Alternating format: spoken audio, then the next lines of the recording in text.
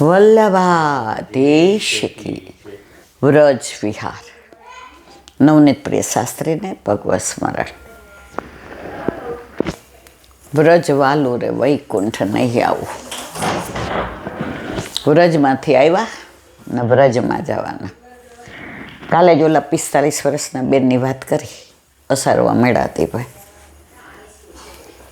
કે મને તો વ્રજમાંથી આવવું નથી ગમતું.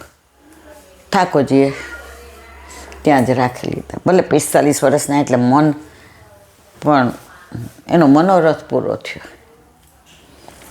તો વ્રજમાં તો જેના નસીબ હોય ને એ જાય. આપણા જેવા તો આંટા મારીને પાછા આવે.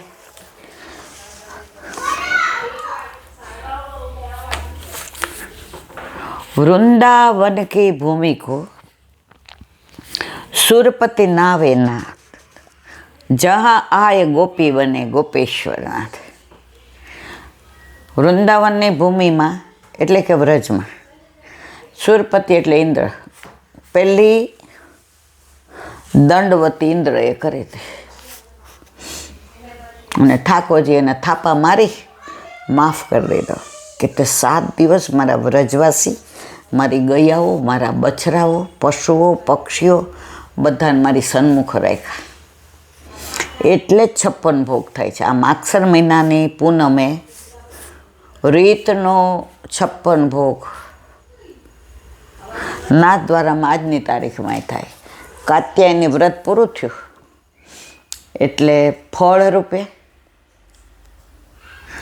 વિવાહ ખેલના મનોરથ રૂપે અને 7 દિવસ સુધી ઠાકોરજીએ ગોવર્ધનનાથજીએ ગિરાજ ધારણ કર્યો. તો એક દિવસના 8 સમા, આપણે નહીં કહેતો 8 સમાની ઝાંખી, તો એ 8 સમાના ગુણ્યા 7 એટલે 56 થયા. એટલે 56 ભોગ.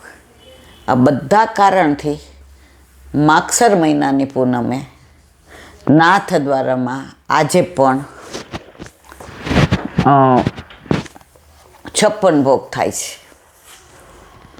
પછી કોઈ એમને પ્રેમથી કરાવે એ જુદી વસ્તુ છે, પણ આ રીતનો તો માગસર સુદ પૂનમે આ 3 કારણો કીધું એનાથી ન થાય.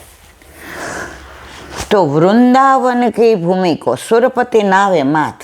સુરપતિ એટલે ઇન્દ્ર, નાવે એટલે નમાવે, માથ એટલે માથું. દંડવતી કરે એટલે માથું નમાવવું પડે ને. જहाँ आए गोपी बने गोपेश्वरनाथ. મહાદેવને પણ રાસલીલાના દર્શન કરવાતા તો ગોપી બનવું પડ્યું. આપણને પણ વલ્લભે સેવા ગોપી ભાવથી જ આપી છે, પુરુષો નથી આપી. જો બધા ધર્મમાં યજ્ઞમાં તો પુરુષ, કાંઈ પણ હોય તો પુરુષ, સ્ત્રીઓને વર્જ્ય ગણી છે. વલ્લભ કે ના, મારે તો ગોપી એટલે 99.99% સ્ત્રીઓની માથે ઠાકોરજી પધરાવ્યા છે. 0.1% કદાચ એવું હશે. અને પુરુષોને સેવામાં આવવું હોય તો ઉપરણો, તિલક, કંઠી મસ્ટ, અધરવાઇઝ નોટ. ગોપી ભાવ.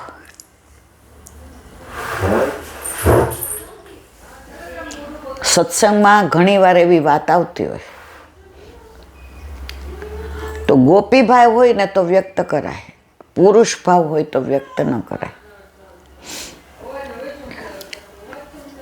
અને એટલે જ માધુર્ય ભાવવાળા વૈષ્ણવ હોય ને એ વાત્સલ્ય ભાવવાળાની હારે નિકુંજ લીલાની વાત ન કરે, કારણ કે એનો હજી વાત્સલ્ય ભાવ છે, ત્યાં સુધી પહોંચ્યા નથી.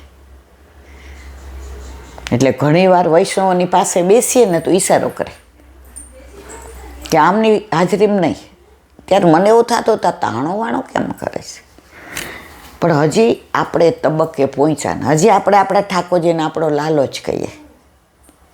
અને માધુર્ય ભાવવાળા છે ને પતિમાને, એવા વૈષ્ણવોને પણ આપણે દર્શન કર્યા છે. એ ઘણી વાર આપણને કહે, પણ આપણે હજી બધું સમજાતું નથી, કારણ કે હજી આપણામાં એ તબક્કો નથી આવ્યો. એ તબક્કો આવશે ત્યારે માધુર્ય ભાવ આવશે. મહાદેવને ઠાકોરજીએ પૂછ્યું કે મહાદેવ શું જોઈએ છે? કે રાસલીલાના દર્શન કરાવો. એ કે કોઈ વૈષ્ણવનો મનોરથ હોય તો કરાવું. ઠાકોરજીને મહાદેવ કરતા વૈષ્ણવ કેવા વાલા. પ્રથમ વૈષ્ણવ આપણા ઠાકોરજી છે. અરે પ્રથમ વૈષ્ણવ મહાદેવ છે. હવે આપણે નરસિંહ મહેતાની વાત જાણીએ છીએ કે ભાભીએ મેણું માર્યું ને ઘી લેવા ગયા તો 3 દિવસ સુધી હાટકેશ્વર મહાદેવ ઉપર માથું રાખીને મહાદેવ તો એટલા ભોળા એ કે જો મારા માટે કેવું તપ કર્યું, માગો માગો. એ કે રાસલીલાના દર્શન કરાવો. મહાદેવ કે આપણો મેળ પડી ગયો. એટલે એ કે જો પ્રભુ, તો નરસિંહ મહેતાના હાથમાં મસાલા આપી અને દર્શન કરતા હતા. 12 વાગ્યા એટલે મહાદેવ કે હાલો, એનો અધિકાર ત્યાં સુધી નથી.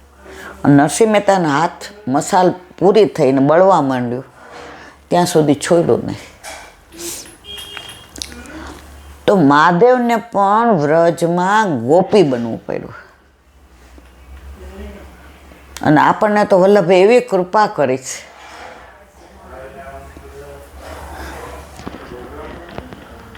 બ્રહ્માજીને માછલું બન્યા તોય મેળ ન પડ્યો. 1 મિનિટ. તો વ્રજમાં જઈએ ને, વૃંદાવન જઈએ ને, આપણા બેઠકજી છે ને એની પેલી બાજુ બંસીવડ છે અને આ બાજુ જાઓ ને તો ગોપેશ્વર મહાદેવનું મંદિર છે. બહુ પ્રાચીન છે. જાઓ ને તો બધા જજો, દર્શન કરવા જાય. શંકર ભગવાનનો જે ગોપી તરીકેનો શ્રૃંગાર કરે છે, સાક્ષાત આપણને એવું લાગે ગોપેશ્વર ગોપી જ છે. કહેવાય છે કે આસુર મુનિ રાસેશ્વર શ્રી કૃષ્ણનું, હા મેં કીધું કેમ દેખાતું નથી બરાબર,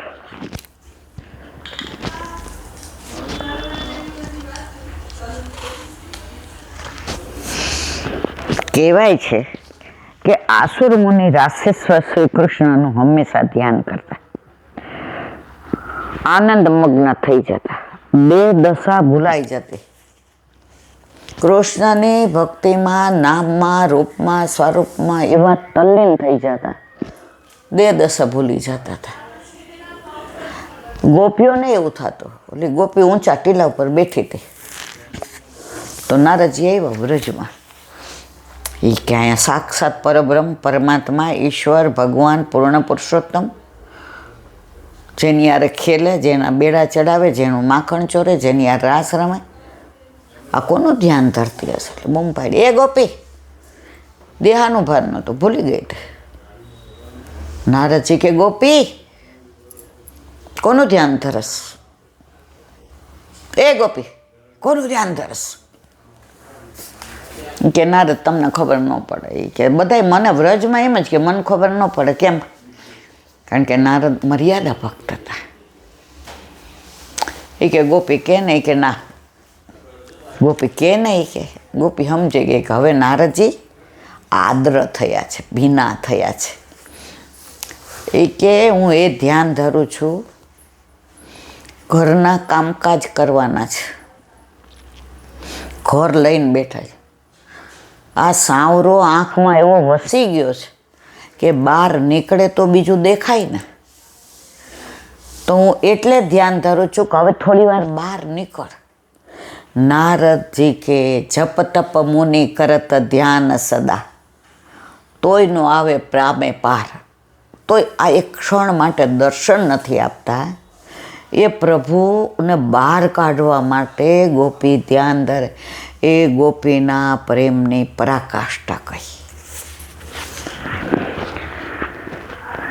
2 દશા એક વખત વારંવાર પ્રયત્ન કરવા છતાં ભગવત દર્શન થયા ને છેવટે કંટાળીને મુનિ બ્રહ્મલોકમાં ગયા. બ્રહ્માજીને પૂછા કરી, દર્શન વગર પ્રાણ કાઢવા તત્પરતા બતાવી. બ્રહ્માજી દયાથી ભોળાનાથ કે વૈકુંઠનાથને લઈને વ્રજ વૃંદાવનમાં પ્રભુને રાસમગ્ન જાડીને દર્શન આવ્યા. ત્યાં તો ગોપીજનોનો આગળ કોટ બનેલો. આપણે કોટવનમાં જાય છે ને, ફળનો કોટ, ફૂલનો કોટ, પુષ્પનો કોટ, વસ્ત્રનો કોટ, આભૂષણનો કોટ, એમાં ગોપીનો કોટ. ત્યાં તો ગોપીજનોનો આગળ કોટ બનેલો. પુરુષનો તેમાં પ્રવેશ નહીં. સતચંદ્રાનંદ ગોપીજનો તે ચારેના આવવાના સમાચાર રાસેશ્વરને કહ્યા. રાસેશ્વર કોણ? ઠાકોરજી. ભગવાને બ્રહ્મા વિષ્ણુને પુનઃ યથાવત સૃષ્ટિ કાર્ય માટે સોંપેલી સેવામાં પાછા મોકલા. બ્રહ્માજીને કે જાઓ, તમારું કાર્ય કયું છે? સૃષ્ટિ સર્જનનું. કેમ આવ્યા? વ્રજમાં હા પાડી જ મેં આવે ને, તમારું કાર્ય કરો.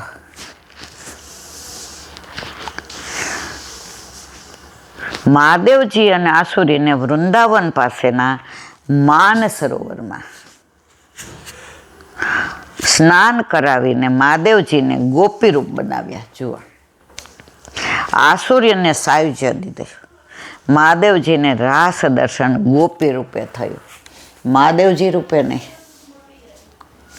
એ અધિકાર આપણને ઠાકોરજી આપ્યો કે ગોપી ભાવથી સેવા કર.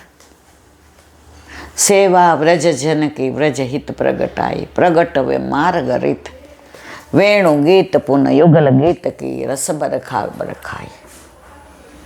ભોજન કરી ક્ષણિક વિશ્રામ લે, નિજ મંડળી બોલાય. આખું સરસ છે. પ્રગટવે માર્ગ રીત દેખાય. મહાદેવજીને રાસ દર્શન ગોપી રૂપે થયું.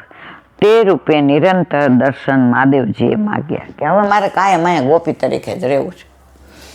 વ્રજ મળે, વ્રજેશ્વર મળે, રાસેશ્વર મળે, મારે હવે ક્યાંય પાછું જવું નથી. આ ગોપેશ્વરજી બંસીબટના ચોકમાં સખી રૂપથી આજે પણ બિરાજે છે. આપણે દર્શન કર્યા છે. બધા કે વ્રજમાં બધું એ જોયેલું જ છે. તમે દરેક વખતે જાઓ ને દરેક વખતે તમને જુદા જુદા ભાવ હોય. વચ્ચે અમે બંસીબટ ગયા ને તો એક બેન ત્યાં સામે બંસી બિહારીજી ઠાકોરજી બિરાજે છે સામને જે શહેર. તો એક બેન કીર્તન કરતા હતા એટલે હું એની બાજુ ઊભી રહી. મારે સામું જોયું, મને ઓળખતા નહોતા એટલે ગાતા ગાતા મનમાં ગાવા માંડ્યા. એટલે મેં કીધું હા તમે સારંગ ગાઓ છો? મને કે બોલો નહીં, ચૂપ. મેં કીધું હશે ભાઈ કાંઈક. પછી એમણે કીર્તન ગાયું, ત્યાં સુધી બોલી નહીં એટલે પછી એમણે જોરથી ગાયું. એટલે હું ઓલા બંસી ને બધું હોય છે ને ત્યાં બેઠી. મેં તો બે જણા હોય તો રાસ લઈએ. એ બેન આવ્યા, એ કે તમારું નામ મને નથી ખબર, ખોટું ન લગાડતા, પણ રોજ હું માનસીમાં અહીંયા હોઉં છું. તે રોજની માનસીમાં હું અહીંયા કીર્તન કરતી હતી અને તમે મને પૂછ્યો ને એટલે મેં તમને નામ કર્યું. ખોટું વૈષ્ણવનો દોષ મીધું જરાય નહીં. તમે માનસીમાં હો ના લીલાના દર્શન તમે કરતા હો એમાં મારાથી તમને વંચિત ન કરાય. મારો કહેવાનો આશય એ છે, વ્રજમાં તમે જાઓ ને દર વખતે તમને જુદો જુદો ભાવ મળે. પણ ઘણાને આપણે કંઈ આવું છે, જય એવા છીલાબેન એકવાર જય એવા છે. હા, જય શ્રી કૃષ્ણ મારા વાલા. મને ઘણાય કે ચંપારણ નથી જતા, નથી અડેલ. મેં તો બધે જઈ આવ્યું છું. અડેલ, ચરણા, ચંપારણ, જગન્નાથપુરી, ગંગાસાગર, સાઉથ, બધે. એ કે બીજી વાર આવવાનું કંઈ ના પાડો છો. મેં તો મને વ્રજ સિવાય બીજી વાર જવું ક્યાંય ન ગવાય. મને વ્રજમાં જવું ગમે છે. આ તો ઠીક ફેબ્રુઆરી ને સપ્ટેમ્બરમાં, પણ માનો કે મહિને મહિને કોઈ કહે ને હાલો ઈલાબેન, તો પ્રભુએ ઘણું આપ્યું છે. અઠવાડિયું જઈ આવીએ રોજ, એમાં આળોટવાનું. એ ગિરાજ બાવન ચરસ પર, એ દૂધનો અભિષેક, એ ભોગ ધરાવવા. આ સામે વલ્લભ બિરાજે, યમુનાજી પાન કરાવે, ગોકુળ બોલાવે. મારા વાલા, પછી વ્રજમાં જવું ગમે જ ને. 41 પદમાં એક પદ આવે છે કે તમે યમુનાના તટ પર ગોવિંદ ઘાટ ઉપર બેઠા હો, તો બેઠા હો તો જળ આમ જાતું હોય જશોદા ઘાટ બાજુ, એ ગયેલું જળ પાછું આવે, તો એ જળમાં જે લીલા થઈ એ પાછા બેઠા છો તો પાછું જે જળ જાય ને એમાં બીજી લીલા છે. તો તમે વારંવાર વ્રજમાં જાઓ ને તો રોજ આવી નવી લીલા છે, નિત્ય નવતમ લીલા. જેમ ઓલું જળ જાય છે એમાં જે લીલા થઈ એ પાછી ન આવે, એમ આપણે દર વખતે જાશું તો એ લીલાનું દર્શન થશે. પણ જો મનમાં એમ ના રે ના હમણાં તો આવી ગયા છે, કાંઈ જવું નથી, મહારાણીમાં કે કાંઈ વાંધો નહીં, ઓલી દીકરી પરણીને ફોરેન ગઈ હોય ને એટલે આમ વટ મારે કે મમ્મી કે બેટા હવે વરસ થયું આવ ને, ના ના આફ્ટર 2 years આમ દેખાડે કે હું તો ફોરેનર છું. વળી 2 વર્ષ થાય હવે બેટા આફ્ટર 3 years એની મમ્મી કે જાઓ જ્યારે આવવું હોય ત્યારે આવજો. તો ફોરેનર થઈ ગઈ એનાથી મને ફેર નથી પડતો, હું તો માની માં જ રહી. એમ યમુનાજી આપણને ઘડી ઘડી સંજોગ એવા ઊભા કરે, સંગાથ એવો ઊભો કરે, સમય એવો આપે કે આપણે વ્રજમાં જવાય. અને આપણે એમ કે મહારાણીમાં કે કાંઈ વાંધો નહીં, તમારો અધિકાર નથી. એટલે અધિકાર વિના વ્રજમાં જવાતું નથી. મધુરાષ્ટક.